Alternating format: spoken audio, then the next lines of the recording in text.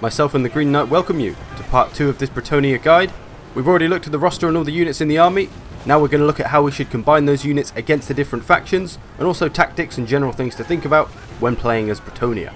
Like, don't charge your Green Knight into Spearmen, you bumbaclar.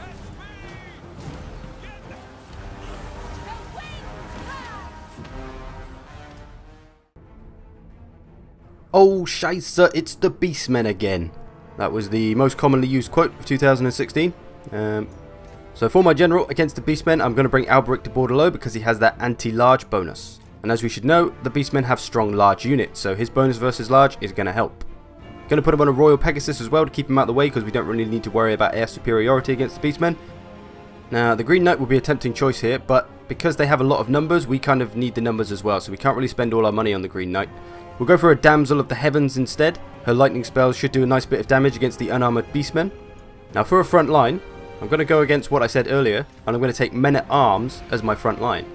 Now I said you can't really take them because their leadership kind of sucks, but that's okay because the Beastmen's leadership sucks. So it's kind of a trade-off between the two, so it kind of doesn't matter so much. And we can use the Grail Relique or Grail Reliquary. I've heard it pronounced both ways when you click on the unit. Also going to throw in 2 units of Battle Pilgrims to help bolster that line a bit. And then for my anti-large, I don't really need the armor piercing version, so I'll go with a couple of units of the shielded normal versions. Just taking the shield, don't really need to worry about the arrows so much, but the extra melee defense, going to be helpful. And for my missiles, I think I'll go for one of each, because they're all going to have their uses. The fire ones can do a bit of extra damage. I don't think they have a great deal of regenerating units, if any. And the pox ones can help slow them down because they are quite quick on their feet. Now for the important bit, the cavalries. So we're going to go with the Questing Knights. Always have Questing Knights, they're just fantastic. And then we're also going to take some Grail Knights because their monstrous charge will destroy the lightly armoured Beastmen quite comfortably. And they have an anti-large bonus, so it's going to help with the monsters. Knights of the Realm, going to take a unit of them for the same reason. They've got the anti-large bonus, it's going to help all across the board. Could take some Royal Pegasus Knights as well. They could be helpful with that anti-large bonus, and maybe just a Trebuchet just for that ranged advantage. So there's a full army, still got 800 left. I'm going to use that to boost up my crappy front line so that their leadership goes up. That'll do. So with some ranking up of my front line, it's now given them 58 leadership, which makes them far more formidable. And with the Grail Relique, an extra 16 leadership with that. Maybe keeping the Damsel nearby as well. So with all those buffs to their leadership, they should be clocking nearly maybe 80 leadership, which is awesome, especially against the Beastmen, who are going to have significantly less. So my front line can deal with all the infantry. The only one they may struggle with is the Bestigor Herd because they are heavily armoured. That's where the Questing Knights come in. The Questing Knights will have to deal with them. My Spearmen, I'd be looking to get into their large infantry types, Minotaurs, Chaos Spawn, etc. They can deal with them. The missiles can help them out as well, soften them up before they get to the Spearmen. And then my anti-large cavalries, my Grail Knights, my Knights of the Realm, and my Pegasus Knights, I can use them to try and get rid of the enemy cavalry type units. Centaurs aren't going to last very long against a Grail Knight charge. I could use the Pegasus Knights to try and help catch them. And then once they finish with the cavalries, they can go and help with the rest of the monsters on the battlefield. So that, I believe, is a fairly efficient Beastmen killing army. Now for Sigmar's boys, the Empire. I'm going to go with the Fey Enchantress on this one. She's got the Law of Life, so she can help keep our infantry in the fight. She could take on some enemy wizards, as they are very common in the Empire, and even maybe some light infantry. She's not going to be taking out Karl Franz anytime soon, but that's where we're going to bring a Paladin along. And very often you'll find that the Empire generals are on mounts of some kind, so you can bring spears and missiles to try and help take them down, because the Fey Enchantress isn't really going to be able to take down a melee general in a one-on-one fight. Now for my front line, I'm going for the Battle Pilgrims. Great leadership, great attack stats. They're probably very similar to swordsmen, so they should be able to take on swordsmen. I'll bring a couple of foot squires to deal with any great swords. Then for the anti-large, we're going to need some armor piercing because Reiksguard, Demigriffs, both heavily armored. I'm going to bring 1 unit of the polearm armor piercing type, and then 2 of the normal ones with shields. For the shields because of the Empire missiles and because they're a little bit cheaper. For my missile corps, I think I'll just go with a couple of units, 3 units actually, of just the regular ones. No need for any fancy ones. We'll keep the costs down on the archers. They should be able to do enough damage to the relatively light armoured Empire units. And then our cavalries, almost mandatory, the Questing Knights. Great armor piercing damage, of course the Reiksguard and Demigriffs, very heavily armoured, so we're going to need those. And because the Empire has pretty strong cavalry, I'm going to splash out on 2 units of Grail Knights. Great charge, great anti-large of course. And I'll also grab a unit of mounted yeomen, just for running down the skirmishers. Obviously handgunners and crossbowmen can be very dangerous. And then I've got about 2 grand left, perfect for some Royal Hippogriff Knights. Again, more armor piercing damage for those dangerous cavalries. And they could also help out the foot squires with any great swords. And actually they could do pretty well against enemy flying generals. So Karl Franz on Deathclaw, he's quite heavily armoured. They'll be pretty good against him because they are armor piercing. So that army, I believe, should be pretty comfortable taking on the Empire. The front line of Battle Pilgrims should do okay even without the Grail Relique supporting their leadership, as the Empire don't have many units that cause fear and terror, so that should be fine. We've got plenty of anti-large and armor piercing units to take out any great swords, demigriffs, Reichsguard. The missiles could be used to help with that as well. Mounted yeomen will be after the skirmishers, and also our skirmishers can go after the skirmishers. The missiles, hippogriffs and paladin could all be used to try and protect the Fey Enchantress should a goon squad or anything try to get after her. So that, I think, is an army formidable enough to take on the Empire. What about the dreaded undead, the vampire counts? What do we bring against those mother bitches? Well, I think there's only one choice for general, and that is King Luen Leon Kerr. The reason is because he's ridiculously tough and has regeneration, much like the vampire lords. Vlad von Carstein, of course, notoriously hard to kill. Leon Kerr, very much the same. So he's going to be a good throwdown against any of the vampire generals. I'm not looking for air superiority, so I'm not going to put him on a mount, but I'm going to take him a bodyguard of the almighty Green Knight. He's going to be great against their infantries as they don't have many anti-large ones, and also great against those ethereal units, the Banshee and the Wraiths. Can be pretty dangerous, but he can deal with them because he's one of them himself, basically. Also a Damsel of Life to try and keep some of the leadership up of the units, because we're going to need that against the vampires and all their scare abilities. And then for a front line, I think you can have nothing less than Battle Pilgrims with their high leadership. It's essential because, like I say, lots of scare abilities, lots of fear, lots of terror. Men at Arms, they're just going to run away in about 2 seconds, so Battle Pilgrims with the Grail Relique behind them, high leadership, going to negate that danger of fear and terror. Foot Squires, of course, to take on the Graveguard. I think I'm going to go one less of Battle Pilgrims actually, and take 3 units of Foot Squires, as I think you see Graveguard more than you do light infantry, so Foot Squires will probably be more use. And then a pretty important one are anti-large. The vampires, of course, have very strong monsters. None of them really heavily armoured though, so the polearm version is going to be a little bit unnecessary against their lightly armoured monsters. So we'll take some of the shield ones for the higher melee defense. We will take 1 unit of polearms though actually to take on any Blood Knights. That's going to be their specific role, to try and take out the Blood Knights, no one else. As of course Blood Knights are heavily armoured. Then for my missiles, I'm going 2 units of fire ones and 1 pox. Pox to try and slow down the monsters a bit, and fire ones are great against regenerating units, which the vampires have a fair few of. And then before we do cavalries actually, I think we'll do some artillery. We will take 1 Blessed Field Trebuchet. The Blessed one, of course, does magical attacks, which is going to be useful against those ethereal units, and pretty much everything. Then for our cavalries, I'm going 1 unit of Grail Knights, I think, 1 unit of Questing Knights, and I don't have a lot of money left, so I think what I'll do is drop off some abilities, because I don't have enough for a lot of these cavalries. I definitely need more than 2 units, so I'll drop some abilities off my characters, and that should free us up some funds. So I've managed to free up enough to be able to buy 1 extra unit of Knights of the Realm, and I'm also going to get a Knights Errant unit. They're going to be handy for taking on some of the lighter infantries or any of the other infantries. Knights of the Realm got that anti-large bonus, can obviously help with the monsters and the Blood Knights. They're definitely not going to be able to beat any of those alone though. So there you have it, an army that can take on the vampires. Most importantly, we've got our infantry buffed with leadership, so they shouldn't run away in any hurry from all the fear and terror. Much like the previous builds, you just need to apply the cavalries in the right place. Questing Knights going to be great for taking out Graveguard. Grail Knights and Knights of the Realm, get them on the Blood Knights, maybe with help from arrows and spears. Any tough regenerating units, generals or crypt horrors or something, get those fire arrows on them, it's going to do extra damage. If you happen to have a numbers advantage, you can get as much flanking in as possible, hammer and anvil, that's going to reduce the leadership and make them crumble nice and quick. And then the Green Knight, of course, capable of taking on single units by himself, just watch out for the anti-large and he should serve you well. And there you have a balanced army for taking on the vampires. Now for the good old Dwarves, very heavily armoured, very tough of course. Their generals especially so, and for that reason I'm going to bring good old Leon Kerr to take on their top generals, because they can be super tough. I'll put him on a mount as well to make him armour piercing to help him take down those strong generals. And I'm not going to bother bringing any other characters along, I don't think I really need them as such. They have a magic resistance to Dwarves, so some of the spells are going to be a little bit ineffective. And I think all we really need is armour piercing, so I'm going to bring a ton of Foot Squires for that reason. They're the only proper armour piercing infantry we have, so we don't have a lot of choice. Skirmishers, I'm just going to go for a few normal ones. They're not going to do a great deal of damage because we don't have any armour piercing skirmishers, so we'll save money and just bring the cheaper ones. Cavalries, I'm going to go for, you've guessed it, Questing Knights. 3 units of those. They're the armour piercing ones, they're melee, they're going to be great for dealing with Dwarves. We'll also bring 1 unit of Grail Knights for their epic charge. They can be great for breaking through their front lines or just doing some general disruption and knocking the Dwarves around everywhere. And then 2 units of Royal Hippogriff Knights, another armor piercing unit. Going to be great for getting after any artilleries or missile units, pretty much anyone that gets separated really. Or great for flanking the enemy's front line, getting some charges in. I've got a fair bit of money left over. I'll get more questing knights, and then I'll upgrade my foot squires a bit. And that is a pretty formidable dwarf killing army. And I actually tried pretty much this army online against someone who was playing as the dwarf, so it works. Believe me, it works. Pretty much crushed the guy. Because the dwarves' weakness is not having cavalry, and obviously they're kind of weak to cavalry, and Bretonnia's strength is cavalry, you do the math, right? It just destroys them in most cases. Unless their army is pretty well equipped to deal with a lot of horses. But I think the dwarves are one of the slightly easier factions for Bretonnia to actually deal with for this reason. But that they're a pretty strong dwarf killing army. Now to the warriors of chaos.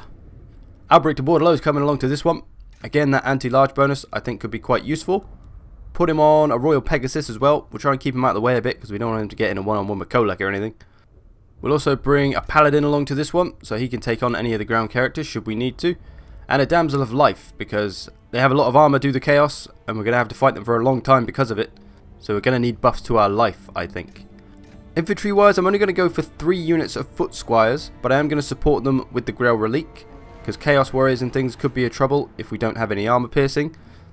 And of course we're going to need some anti-large because they got a lot of monsters, but none of them are really heavily armored, so the normal shield ones, spearmen at arms, would make more sense than the fancy polearm version. 2 units of those. Missiles, I'm not actually going to bring any. I'm going to go for a pure melee fight with them on this one. The lack of armor makes them a little bit ineffective, so I think our money could be better spent. Especially on 2 units of Royal Hippogriff Knights. Again, they're armor piercing, they've got a lot more potential to do damage. Things like Chosen can be swooped in on, hit them with a big charge, do some damage, and then fly away. I've also grabbed some Royal Pegasus Knights for all my anti-large needs, and then I'm going to take some Questing Knights for all my armor piercing needs. And then I think some kind of Grail Knight, Grail Guardians, or Grail Knights. That is a decision. So Grail Knights obviously you're going to have the charge, a bit of anti-large, but Grail Guardians, good against taking on the melee units of course, preferably lightly armoured. They could be Chaos Marauders, so they're going to be great for taking out them. If not, they may be better off used as a shock cavalry rather than trying to fight heavily armoured units. So there's a little bit of a different approach to taking on the Chaos with this one. I've gone kind of for air superiority. As you can see, I've taken a lot of air units, so we're going to have that air superiority, which is going to be a nice advantage for us. But it is a bit risky to not bring missiles, as someone like Kolek or a Giant is very easily dealt with by missile units. Not having them means you have to try and take him down in other ways, slightly more dangerous ways, so it could be a little bit risky.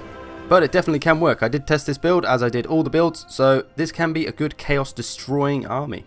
We've got plenty of armor piercing to deal with all the heavy units, a good amount of anti-large to deal with all the large units, and a good amount of melee staying power, I think.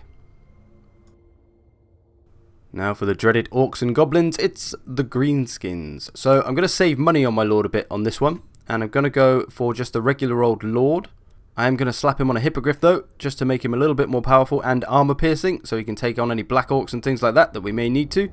We'll also take a Damsel on this one. I think the Damsel of Beasts might be a good shout. All her damaging spells could remove some of the numbers of the Greenskins, and most of the Greenskin generals aren't that dangerous in melee, so I don't think we need a Paladin or anything. What we do need though is a good amount of numbers so that we don't get overrun by green fellas, so a good amount of Battle Pilgrims. Will go 5 units I think. And while they can take on some of the Greenskin units, they may struggle against the tougher ones, so a Grail Relique will help keep them in the fight a bit longer and maybe make those Greenskin units rout and run away because they do have questionable leadership. Take a couple of units of Foot Squires because Black Orcs are of course a danger, and the best ones to deal with them is going to be Foot Squires. A couple of ranged units, 1 fire, 1 normal I think, can do a bit of damage on their approach and also keep things like Spider Riders and other skirmisher cavalries at bay. My first cavalry choice is going to be Grail Guardians. They're non-armor piercing and the Greenskins have a lot of lightly armored units, so going to be great for taking them out, taking out Orc Boys, Savage Orcs, etc. Also got some Grail Knights for their anti-large use and their massive charge, and then some Questing Knights. They're going to help with Black Orcs and any of those heavily armored units. And I'm actually going to drop out one of my Grail Guardian units and instead bring a Trebuchet and I think some regular Pegasus Knights. They'll be great against the lightly armoured cavalries of the Greenskins. Boar Riders don't have a lot of armour, and Pegasus Knights are anti-large, so they could do a lot of damage. Charging them in the side or back should be able to take them down quite comfortably. Got a bit of money left. I think I'll go for some Mounted Yeomen. They can run down all the missile units or skirmisher cavalries, Goblin Wolf Riders, etc. Very common to see against the Greenskins. So that I think is pretty good army for the Greenskins. You've got plenty of infantry killing power there. Got the Grail Relique to help keep them in the game. Foot Squires and Questing Knights to deal with any Black Orcs. Grail Guardians to help out with the infantry. Pegasus Knights to deal with some of the cavalries, Grail Knights to just destroy everything, and a Trebuchet just to knock a few people on the heads. Brilliant. Now for the Wooden Elves. For my general, I'm going to go for the Fey Enchantress again.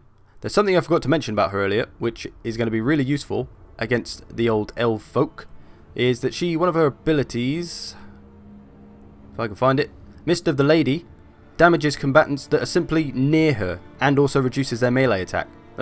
They stand near her and they take damage. It's great, and it's within 30 meters of her.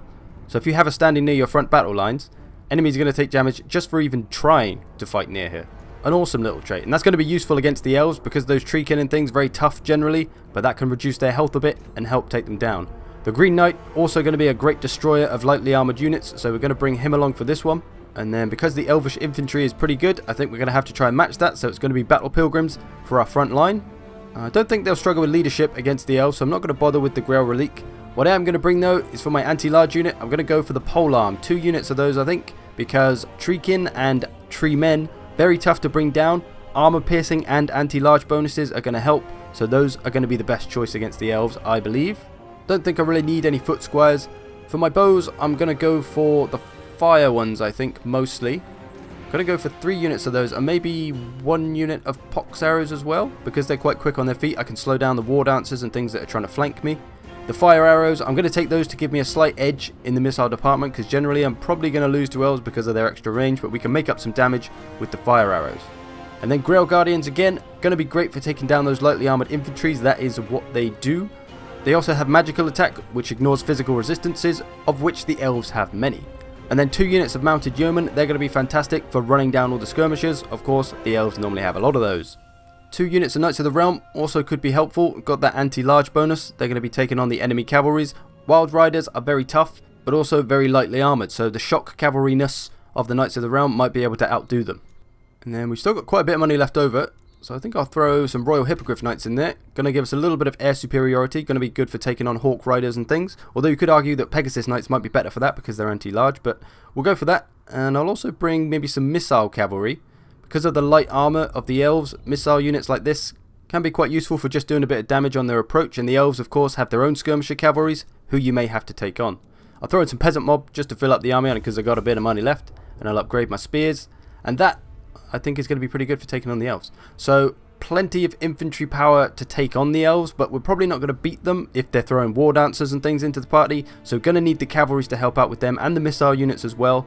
The spearmen need to get after the treekin and any tree men because they could be very dangerous. The Green Knight can just charge around and take out anything that doesn't have an anti-large bonus. There isn't a tree man as well, actually. You won't do too well against them. But infantry are going to be in trouble when the Green Knight's around. The Fey Enchantress can just stand near treekin and tree men and things that are generally tough to bring down and just whittle down their health. Going to be so useful. And then it's just a case of getting your cavalries in the right places, getting the right matchups, doing as much damage as you can.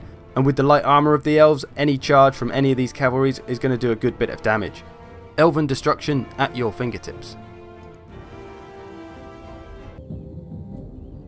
So there's some army builds to bring against the different factions. Most of these were quite balanced. A lot of them were kind of similar, and I wanted to show the differences, the subtle differences that you could just make for dealing with all the different factions. Some of them were a bit more heavy on dealing with the enemy's weakness, like against the Dwarfs, but they're just my ideas and the way I think about it.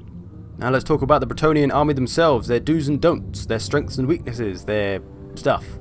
How should you be using them? Well, of course, as I said earlier, the cavalry is the strength of Bretonnia. You need to make sure you're applying those strengths correctly and not squandering them and wasting them. An example of wasting them would be perhaps using one of the cavalries against something that they're not very good at or that they're not designed for. So questing knights are armor piercing. They do great against heavily armored units. They can beat the crap out of lightly armored units, but unless there's no heavy units for them to take on, they really shouldn't be doing that because they're going to take damage against that lightly armored unit. And if they do have to go and take on a heavily armoured unit afterwards, they're not going to be in the best shape to do it. So unless there's no one else to take on that unit that's coming, then the questing knight should be only going after heavily armoured units. So it's that sort of correct application of your strongest units, which is very important. This is of course pretty much true of every kind of unit in the game though. But Bretonnia's success depends on the success of the cavalry, I think. Because they also need to use their cavalry to support their infantry. Their infantry isn't that strong, that's why it's all so cheap. And they're going to need the help from the cavalries, from rear charges, from hammer and anvil. So make sure once your cavalries are finished mopping up whatever's on the flanks, they come in and help the infantry as soon as possible, because it won't hold out, especially against higher tier tougher units. And I think Bretonnia is kind of reliant on that kind of teamwork. Every faction of course has a degree of teamwork that needs to go on, but someone like the vampires for example, they can kind of get by with all the units just sort of doing their own thing. They don't need to work together. They're kind of strong in all areas, bar having any ranged. And most of the Bretonnian infantry of course is quite low on the leadership, so that support to their leadership is needed through the Grail Relique, through other leadership buffs, whatever. It helps keep them in the fight and helps give them more of a chance. Even a high leadership unit like Battle Pilgrims, if you buff them with the Grail Relique and give them something like 96 leadership, they're going to be able to stay in the fight for a long time. And they may not be able to beat the unit that they're fighting because the unit is better than them, but they can last long enough to wait for the cavalries to come over and help them. That's where they win. And then there's the numbers. As you saw from my builds, most of those armies were filled to capacity on ultra funds. It's quite easy for Bretonnia to have a numbers advantage because of the cheap infantry. This can be used to great effect for helping overrun the enemy, much like the greenskins do. So keep that in mind. And the last thing to talk about is air superiority. Bretonnia has some very strong air units and can very easily hold air superiority over most factions. But it is of course very expensive, so you have to make sure you're making up for the work that you're probably not spending on cavalry to make sure your infantry is supported just as well. So that's my thoughts on Bretonnia and how I personally approach playing as them. And I think of all the factions, Bretonnia is maybe one of the easier ones to play once you learn how to do all this correctly.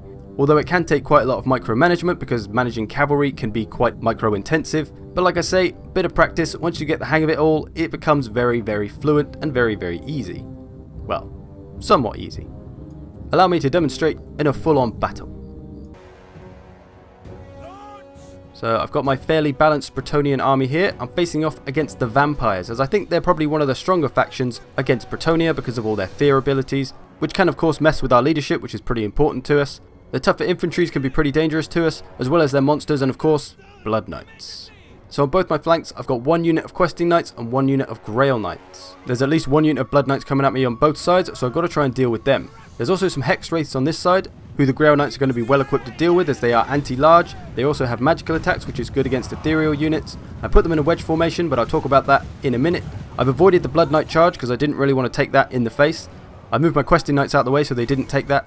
On the right, there's not really a lot happening, but I'm going to start moving my Questing Knights around now to try and get a bit of a side rear charge in the Blood Knights. I've avoided their charge completely. The Grail Knights may have taken it a little bit, but I think they may have hit a lot of the Hex Wraiths in the back. I'm going to pull the Grail Knights away now, as of course they're a shock cavalry, so they can't stay in combat too long, but I had to wait till the Questing Knights arrived to hold them in place, otherwise they would have just chased me off and stabbed me in the back.